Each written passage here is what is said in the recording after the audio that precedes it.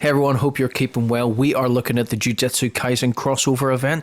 These are the grade 1 quests. When you complete them, you will open up the special grade quests, but you need to get 5 of them done to do so. Unfortunately, my game recording corrupted for the first part of what I was playing, so we're going to miss footage for the first quest, which was to pick up the Mouse Girl's cuddly toys, 3 of which you needed to get.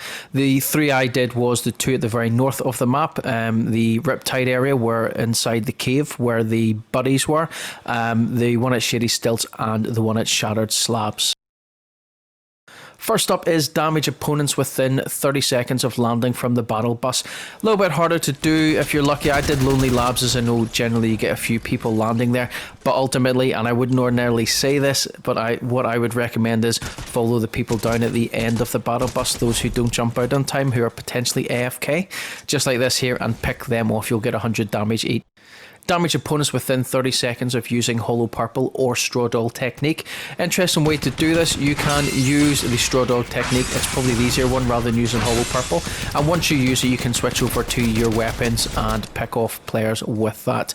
I'm actually not too bad with the Straw Dog technique, as you've probably seen in some of the videos. So I just constantly use that. And then when I've used up all 3 charges, I just switch out to a weapon.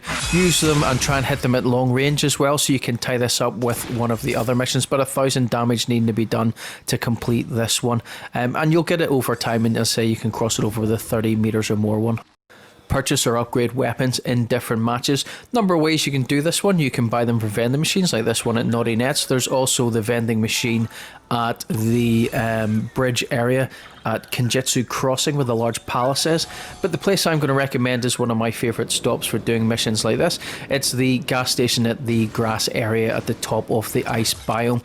Generally there are grey weapons in and around this. All you need to do is pick up one of those weapons, jump down to the upgrade bench, use it, and that'll count, and then just leave the game, go straight back in, rinse and repeat until you get all 5 done. This one's actually relatively simple to do, and if you do it at this location using this method, it won't cost you that many gold bars either. Win-win in all counts. Travel distance in the air after landing. A total of 2,000 meters needs to be done to complete this one. We're going to be doing this at Naughty Nets because this strategy is probably the easiest and simplest way to do it.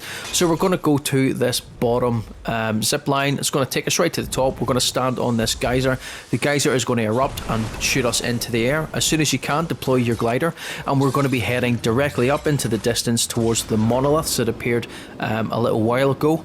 And when we get to the top of that, there is a zip line taking us back down and in towards Naughty Nets. We're going to take that back into that wee village, and then we're going to run straight back down to the zip line and rinse and repeat. Glider gets you around 300, maybe 400 meters gliding distance. You'll get a decent amount off the zip line here, and then we're just rinse and repeat until we get our 2,000 done.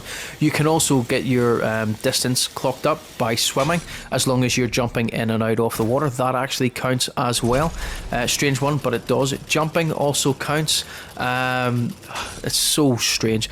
And if you go up to Brutal Bastion, you can use the launch pad that's there, and also any other the other launch pads. There's a smaller building south of Brutal Bastion that has the same thing. And just gliding is probably the easiest way, but this loop here is relatively quiet in terms of the games I've been playing. And finding players there, and there are a number of geysers in and around the place as well, so you could use that there instead of doing the zip. Hold 4 weapons of legendary rarity or better at once. Number of ways to do this. A, drop a cursed llama and you'll get the Hallow Purple and the Straw Dog technique. There's 2. You can kill a high card boss and take their rifle. That is 3. And then once you've done that, you can pick up the vault card, go into the vault, and you can pick up a legendary weapon or 2 in there. Unfortunately for me, I got the Straw Dog technique off a dead player, but then I've managed to kill some players later on to get the Hallow Purple just down here completing it. But your easiest way is going to be Cursed Llama, high card boss, his weapon, and then straight into the vault and pick up another legendary, and that would be your 4.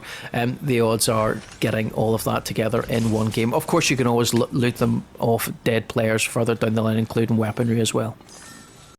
assist in damaging opponents farther than 30 meters away. We're going to use the distance marker to be able to do this one, either as an enemy or just a point on location. Once they hit over 30 meters, then you open up on them. In this instance, we're going against the high card boss and his minions.